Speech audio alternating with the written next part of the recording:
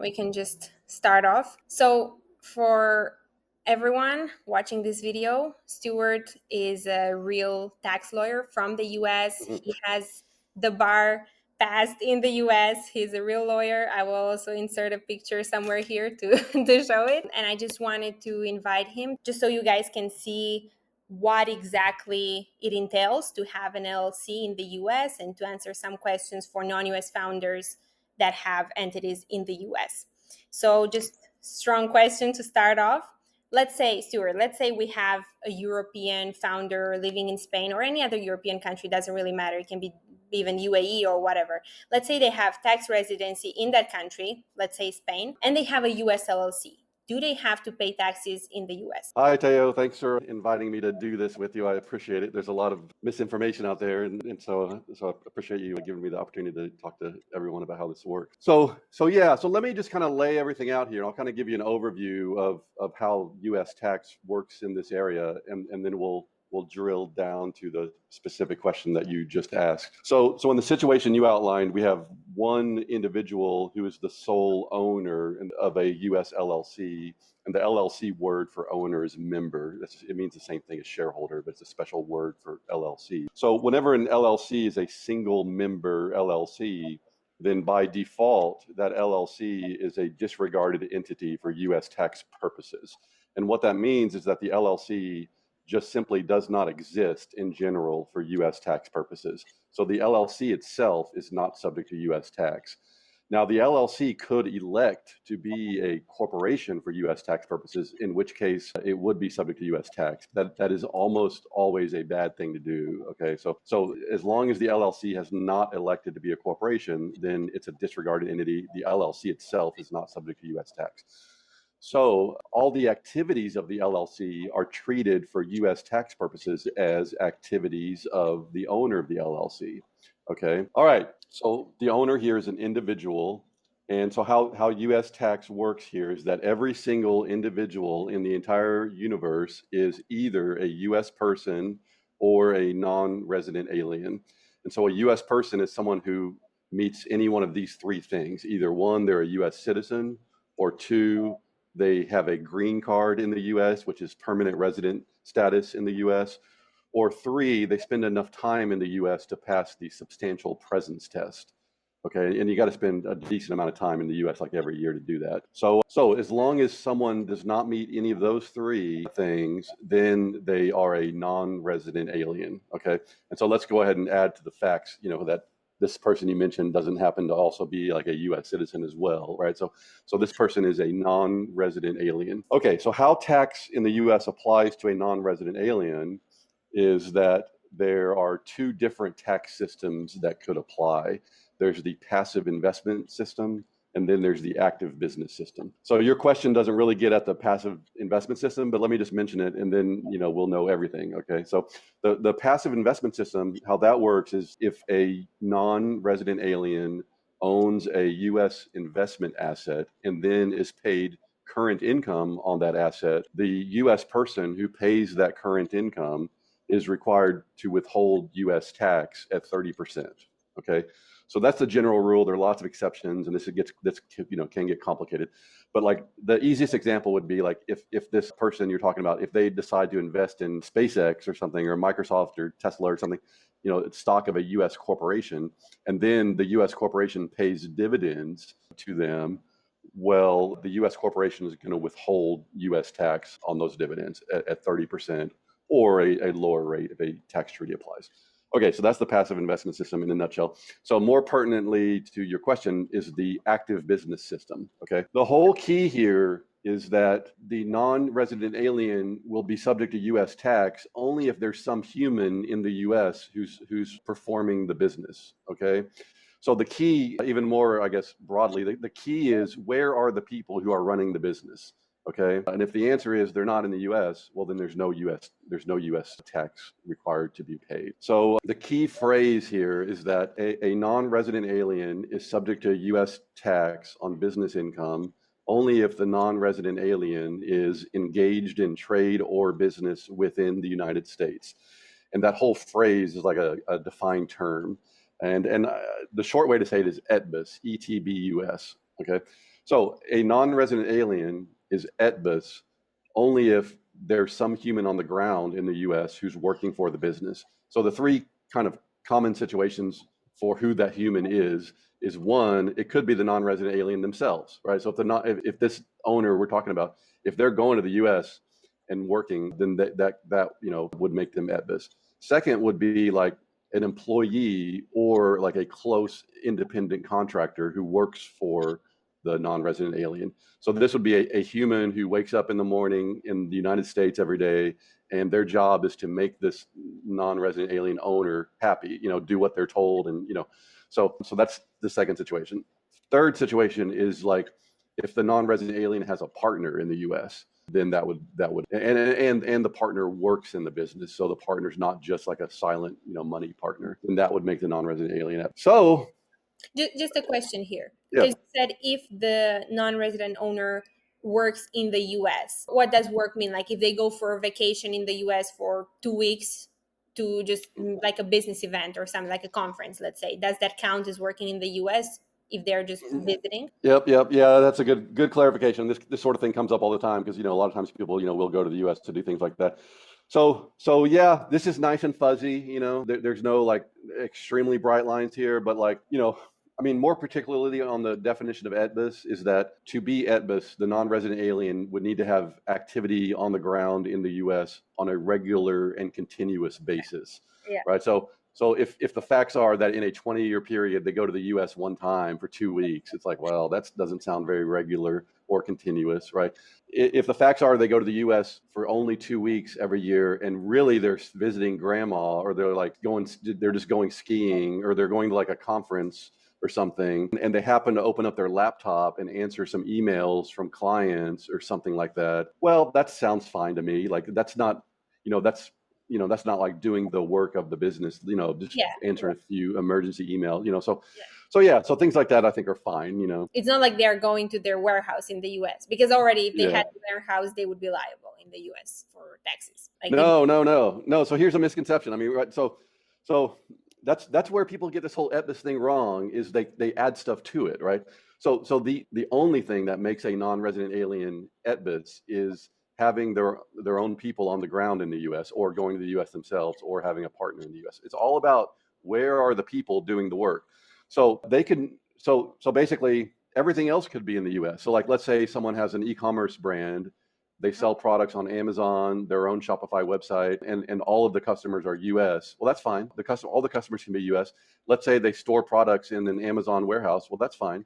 Or let's say they store products in a third-party logistics company. Well, that's fine. It's okay to have products in the U.S. That doesn't make them subject to U.S. federal income tax. okay, Now, so what you might be thinking of is sales tax is sort of a separate thing. So, no, I was oh, thinking like if they had like a, okay, yeah, if it's a third party warehouse, I can see how maybe that's just like a service they use. But if they had their own warehouse, right? Like, yeah, you're totally right. So yeah, okay, so maybe I should have clarified that. But yeah, if it's a third-party warehouse, then yeah, that's when there's no problem. But yeah, I've had situations where someone is selling like products that need like specialized packaging, or like are very delicate to handle, and so they want to rent some space, hire their own employees.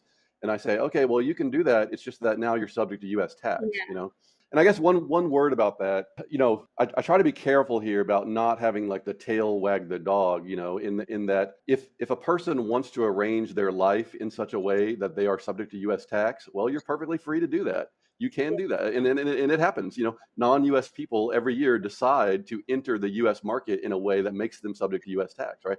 And I've seen that happen. Where people say, well, no, the nature of our business is that we want to have an office in the U.S. with our own people there running it. And I know, so okay, well, you got to pay U.S. tax, right? So anyway, so I try not to prejudice okay, the conversation by like treating that as the end of the entire world, because it's not. It's a valid thing that you. for sure. But there are a lot of people who would think it's the end of the world. So, but anyway, I just wanted to. But yeah, you're right. I mean, having your own warehouse, like with your own people there, that is having your own people on the ground in the U.S. Yeah, okay, So yeah, absolutely. okay. But that's actually great info, because even I thought, that you had to pay if you had a warehouse, or I don't know, like my partner, he had a business and he was using a third party warehouse, but he was paying taxes and he's not a person and he didn't have employees or anything there. So now I have to tell him that paid for nothing. But Yeah, exactly. I mean And he can get a refund too. So I don't know when that was. We'd have to talk about the specific Yeah. situation. But I've gotten refunds for clients in that situation where you file an amended return with the IRS saying, hey, I'm amending my return to basically unfile the return because I now realize I didn't have to do that. So please send me a refund. And so that's a possible thing. Yeah, I Okay. mean, this whole thing is kind of frustrating to me. Yeah, this whole thing is kind of frustrating to me because for some reason there are a lot of accountants who don't understand this, and I think the reason is that like the statutory path is very clear where like step one is that a non-resident alien is subject to US tax only if they are engaged in trade or business within the United States. Step two is if they are ETBUS, they're subject to US tax on their effectively connected income. Step three is that in general, all US source income is effectively connected income. And then finally, if you're selling products into the US, it's almost always the case that creates US source income. So a lot of accountants get this wrong, I think, because the whole ETBUS thing is really fuzzy because it's all these rules we're talking about are in case law. They're in the opinions of courts. And accountants don't do that. That's what lawyers do. But the rules about what is U.S. source income, those are very simple rules. They're written in the Internal Revenue Code, right? So accountants kind of get it wrong by saying they kind of look at I guess they look at the words engaged in trade or business within the United States. And they go, well, you're selling products to people, so that's a business, right? And the people that you sell it to are in the U.S. So I guess so I think they just sort of blow past it because they don't understand that, and then they get to the easy stuff they do understand. So anyway, so that's why this is sort of like, and it's funny because like way back when, a few years ago, I used to only, my only clients were Americans who lived outside the U.S. And Yeah. but one thing I do.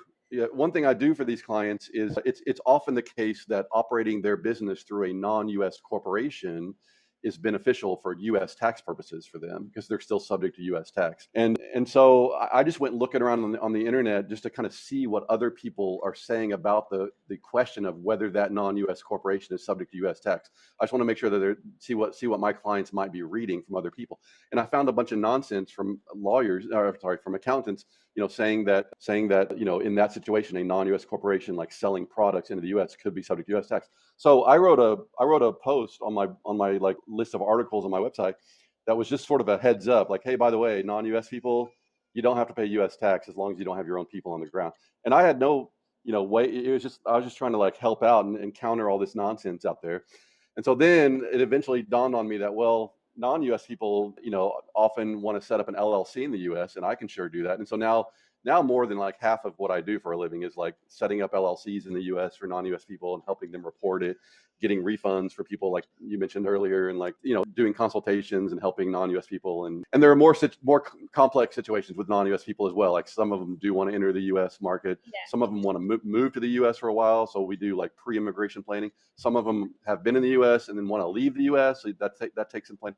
So anyway, so a lot of what I do now is helping non-U.S. people. Yeah, that's great because there's actually because you mentioned earlier, and I actually wanted to ask you, why are there so many CPAs doing taxes and like lawyers when you are looking for like a tax lawyer, especially for non-US founders, it's so hard to find them. Yeah. I mean, I guess mainly it's like the venue in which lawyers work. So I used to be a lawyer at like big law firms in the U.S. And whenever you're a lawyer at a big law firm, you can't just book a consultation with somebody. Like you have to that you have to clear conflicts, like make sure that client isn't adverse to one of your other clients. Like it's a whole big mess, right? So my situation's different, and so that's this is sort of something that's kind of frustrating to me is like people will book a call with me, but they have read all this nonsense from accountants that say they have to pay U.S. tax, and so it looks like it might look like to them that I'm the weird one, like I'm the outlier, right?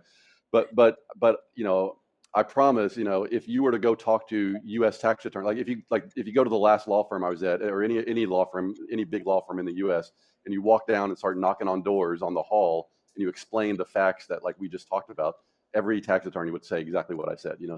So it might look on the internet like I'm the outlier because of all these Yahoo accountants posting stuff, but no, it's that's not how it works. So Yeah, that's crazy. But why are there so many like why aren't there more tax lawyers doing this tax setup? Like whenever I look for someone to handle the tax filing and everything, especially for non-US founders, I only find CPAs. okay, yeah, I don't know. I guess people just like what they like, and I mean, I like this, so I don't know. I guess that's a good question. I guess I'm glad that they're not. So It's good.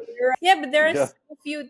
actual tax lawyers, because like in my head, like when I got these questions also from the people that I was talking to, and like even for myself, like I don't want a CPA to tell me like if IRS comes on me, like I want a lawyer. Wondering, like why are there so many CPAs and not more tax lawyers? Let's not give those other tax lawyers any ideas, Teo. Like, let's leave. They can do their own thing, and I'll keep doing this. So, Okay, I can cut this up if you don't want. no, I'm joking. It's fine. It's fine. No, but that's really like it's definitely new for me. Like even the whole thing, with the people and everything. That even if you have a warehouse, but it's a third party thing, like I'm mind blown. So that's Now, really let me mention, kind of going back to the fact pattern that you talked about a minute ago. Like, let me mention one other yeah. situation that comes up. Okay, so in what you were talking about, we had one non-resident alien individual who is the sole member of a US LLC. Well, sometimes it's the case that we have two individuals who want to partner up in a business, right? And so then, like, let's say they're each 50% owners of a US LLC. So that situation is slightly different in that, but only for reporting purposes. Okay, so actually, and I guess more broadly, this is something that we should talk about for even the first situation. So let me go back. So in the first situation where an LLC has a single member, the LLC needs to file a form with the IRS each year called IRS Form 5472. Yeah. Okay, 5472. So in the situation I just mentioned, where the LLC has more than one member, the form it needs to file every year is different. It's a partnership tax return. It's called IRS Form 1065, so 1065. And also, the situation is kind of slightly different because the LLC itself is a U.S. person. Okay, it's still not subject to U.S. tax because a partnership is not subject to U.S. tax. It just sends the income up to the partners, and then the partners deal with it based on their specific circumstances. And when the partners are non-resident aliens who are not ETBUS, then they're not subject to U.S. tax. But it kind of works different for certain purposes. Like, for example, whenever I'm talking with a non-resident alien business founder who's going to sell products on Amazon, I think it works better for Amazon purposes if the LLC is a partnership for US tax purposes. And the reason for that is that Amazon has this field in the Seller Central dashboard called legal business name. And for some reason, which I think is not a good reason, they go with the tax treatment instead of the legal treatment. So if you open an Amazon account in the name of an LLC, and the LLC is a single member LLC, well, that member is the legal business name on the Amazon account. And that causes things to get kind of screwed up. Like, one example is product liability insurance. So Amazon requires people to have product liability insurance in certain situations. Yeah. And my understanding from my clients is that that's really cheap and easy to get in the US. But if you get it in the US, the LLC is the insured party. And so if the LLC is the insured party, but the legal business name on the Amazon account is the owner of the LLC, well, then Amazon looks at that, applies zero brain cells to it, right? And says, oh, there is no insurance here, right? So anyway, so in that situation, I like it to be a partnership. And even if there's just one person who owns the business, I say, all right, well, we just need someone else to own 1%. Now, if they're married, that's easy. Or whatever, we just need one person, like your brother, your dog, your whatever you got. So anyway, I just want to mention this separate kind of situation of having a partnership, and it all works the same from a substantive tax perspective. The ETBUS analysis is all the same, but what's different is the reporting of it. Yeah. Okay. Yeah. No, I know that like you have to still report that form, but yeah, and like I think you can just have like a accountant even do that, right? You don't need a lawyer for that or anything. Yeah. I mean, but this is something I do help with. So I can help with the reporting for LLCs in either situation, and then also just like provide advice year round about whatever might be coming, changing in the business or whatever. So Yeah. Okay. What happens? Like, this is also a personal fear, but I guess a lot of people have it in their head. What happens? Like, let's say you get a tax, like with CPA, I already, I already see it. I'm like, I don't know if I want a CPA, but let's say you get a tax lawyer to do your, like, your tax situation, your tax filing, everything. How do you make sure that you won't have to suffer any consequences? Like, what if they make a mistake? Like, and as far as I understand, like it's still the person that's liable for the mistake, right? So not the lawyer. right. So like, how do you make sure that you are protected and you won't have issues? Yeah, so you're totally right that that's how it works. It's like, whenever you're dealing with, a government, it's your responsibility to do things correctly. And if you hire someone to help you, well, it's still your responsibility. But in general, if there are penalties associated with something, then you can get out of those penalties by having reasonable cause for whatever you did that caused the penalty. And so one element that establishes reasonable cause is I hired a professional to do it, and the professional did it incorrectly. And so yeah, so it absolutely, helps with the IRS, I guess, to have a professional. And then also, I mean, in these situations, it just doesn't matter. I mean, that's kind of one nice thing I like about working for non-US people versus like US people is that, like, let's say like the partnership tax return we were talking about earlier, the IRS form 1065. Well, it's got to have an income statement and a balance sheet on there, right? So you got the client's got to do some accounting and send that to me. Well, what if that's wrong? Well, it doesn't matter that much because the LLC is not subject to U.S. tax. The partners are not subject to U.S. tax. And so like, let's say the income statement says they made $1 billion a year when actually they lost $1 million that year. Well, it just doesn't matter, right? Because like there's Yeah. no consequences to it, right? And so it's you've got to it is pretty hard to screw this stuff up. Like you've got to like almost try, like so.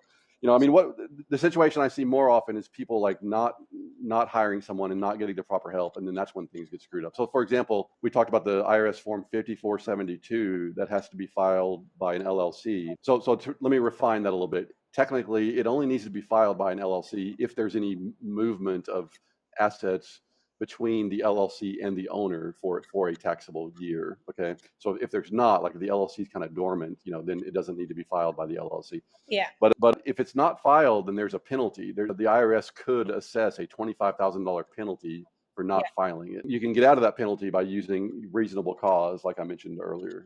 So Okay. So basically, or let's say, yeah, I guess my worry would be that you get a lawyer and they tell you, oh, you're not subject to US tax. And then for some reason you are, So then the mm. US comes and you're like, bro, you have to pay. So, like, what do you do then? It's like, is there reasonable cause there, or do you just have to pay up? Well, every situation is different, so it's kind of hard to talk Sure. about some blanket thing. But I mean, that would be highly, highly, highly unusual. And I mean, let me mention one thing too. Like every once in a while, one of my clients will get a letter from the IRS saying, "Where's your tax return?" And then they go, "What in the world is this?" And they send it to me. Well, we send a letter back to the IRS explaining the situation. So what happens a lot is like let's say someone sells on Amazon. Well, Amazon sends a form to the client and to the IRS. It's called IRS Form 1099-K, which shows that Amazon has processed payments on behalf of the client. And so every once in a while, usually when the numbers are pretty big, the IRS will say, "Hey, we got a form indicating that you might have income, but where's your tax return?" And so then we just write a letter to the IRS. Just basically, that letter is like what this call in word, on paper. Basically, it just explains the whole situation. And I've never had the IRS come back after that. So yeah, so I guess like basically what I'm saying is it's not the end of the world if the IRS says that maybe because the IRS is just relying on some sort of Yeah. reporting that they got, and like, and also I've worked on this issue in all sorts of, for years. I mean, since this is a common, like this has been the law forever. And so I've worked on this issue for all almost 25 years of being a lawyer. And I've seen it in lots of different scenarios. And so like, this is not a controversial opinion. It's not complicated. Sometimes the facts can make it complicated. Like if someone has a person on the ground in the U.S. and we're trying to decide whether that person is Yeah. independent or is the person of the non-U.S. person. So that sometimes the facts get complicated, but the law, I mean, like this is how it works. There's no just like generalized danger or anything like that. Yeah. Okay, what if the person has a business in UAE, let's say in Dubai, and they Mm. have, this is just like a side note, just to make sure like how it works, and they have a person like an employee in the US, but they don't have any entity, they don't have any LLC or anything in the US. Are they subject to tax? Okay, wait. So we have a non-resident alien individual lives in Dubai, Yeah, and that individual, there's no U.S. entity, but they have an employee in the U.S. yeah, or multiple employees, let's say. They have Yeah, like, yeah, yeah. Well, yeah. So remember, so everything we talked about before just exactly applies here because remember the LLC is in general the LLC is a disregarded entity whenever it has a single owner. So the only thing you've changed now about the facts from a U.S. tax perspective is just you've added the employees, right? So everything we talked about earlier applies here. So yeah, in that situation, now I guess like so a non-resident alien is ETBUS only if they have their own people on the ground in the U.S. on a regular and continuous basis who do something substantial to further the business. Okay. So I've kind of just now added that last part. I didn't really say it before because it Yeah, wasn't because it relevant, didn't but matter. now it might be. And so I guess there's a little window of hope here that the person might not be subject to U.S. tax if the people are only like doing bookkeeping or like kind of doing administrative and Yeah, ministerial stuff. But that seems kind of like, that would be seems like sort of rare, but like so in general though, I mean, if assuming these people are actual employees and they are doing something on a regular and continuous basis and it's substantial, then yeah, absolutely, the non-U.S. person needs to pay U.S. tax. Like, well, I would tell them, welcome to the U.S. tax system, right? And it's kind of funny because I live in Belize, here in Central America, also like in the Caribbean. It's sort of like right. it's culturally it's like a Caribbean island, but we're on the mainland of Central America. And so sometimes in situations like this, I tell people, well, look, if you're looking for a native English speaker who is in a U.S. time zone, we got a lot of them here in Belize and also all around the Caribbean. So like, do you really have to hire them in the U.S.? And so, Yeah, but yeah, but also like, that's good to. but yeah. But like I was saying earlier, maybe this person understands that and they're willing to pay. Yeah, Also, I guess to say a little bit more about this. Now, okay, in your situation, you're saying this person is in the UAE, so they're not paying general income tax on all their income. They're only paying like the 9% corporate tax in the UAE. And so paying US tax would be an additional tax. Okay. Well, let's change your facts a little bit and like let's make it more like your first person who was like in Spain, right? yeah, So if someone, let's just say someone's in Spain and they are just a normal tax resident of Spain, so they are just paying Spanish tax, right? Well, in that situation, becoming subject to US federal income tax is not really the end of the world because how it would work is they would pay US income tax on at least some of their income, and then they would claim a foreign tax credit on their Spanish tax return. And so basically, by having their own people in the U.S., all it does is kind of increase their administrative burden. So now they need to file a U.S. tax return. They need to file probably employment-related taxes for the people, and there's some rigmarole and like paperwork that they need to take care of.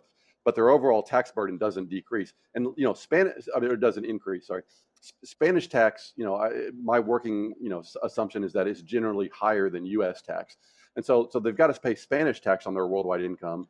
And so all they're doing is like instead of paying Spanish tax of $100,000 a year, they pay U.S. tax of $30,000 and then yeah, Spanish tax of 70,000, right? So yeah. Because but I think that only works if the countries have double tax treaty, right? Like if. well, no, not necessarily. I mean, if the U.S. and that country have a double tax treaty, then it will it will be the case that that country has a foreign tax credit, but the country still could have a foreign tax credit even if there's no treaty.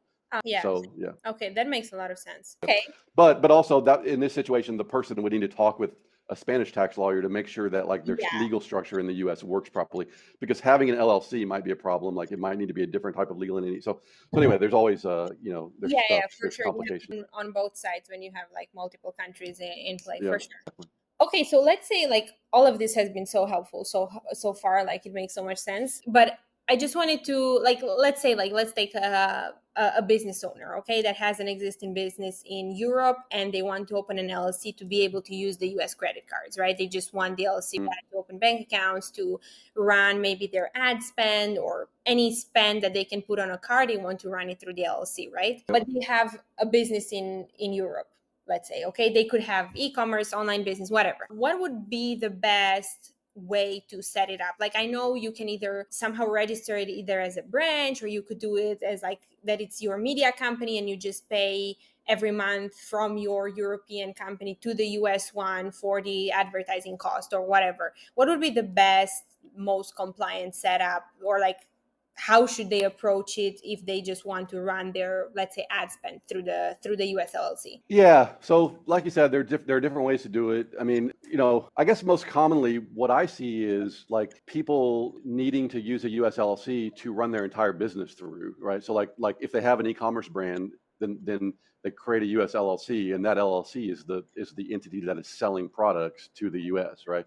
So the situation you presented is a little different in that they're already established somewhere in Europe and they have a European entity. So in that situation, if literally the only reason for having a US LLC is to get US credit cards, then yeah, I guess there's no reason to like run your entire business through that LLC now. And that could cause issues in whatever, European country that they're in. And Exactly. so yeah, they could just specify, like you said, like it's sort of like the financing arm of the empire or something, that it solely exists to help the European company move money around. And so in that situation, it's not like doing the whatever the main business is of the European company. And so that's perfectly fine, And like I said, whenever an LLC is a single member LLC, it just doesn't exist for U.S. tax purposes. And so that's what's so great about this is that set it up however you want to, because from a U.S. tax perspective, it's doing nothing. It's all everything is whatever it's doing is being done by the European company. So it's all very flexible. Yeah, exactly. And they can, like, it would be completely clean that they would just wire the exact amount that they spend on ads, let's say, right? So they Yeah, yeah. have like a US ad account and they are paying with the credit card, and at the end of the month or every 2 weeks they just wire money from their European company to just pay off the ad spend, right? That they pay with the credit card. So like, And this is all stuff I help with, so I can help from the beginning, setting up the LLC and making sure it's reported properly and getting an EIN for the LLC and answering all these questions for them and more specific questions if things change in the US and all that. So I've got a whole package to do all this for a flat annual fee. I think I pretty much covered all the questions that I had. Awesome. Thank you so Well, much. thanks a lot, Teo. Yeah, this is fun. Thank you so much. Guys, if you want to be using Stewart's services for your tax filing or anything tax related for non US founders, you can reach him at the info in the description that I will leave there. And yeah, thank you so much, Stewart. Thank you. Take care. Talk to you later.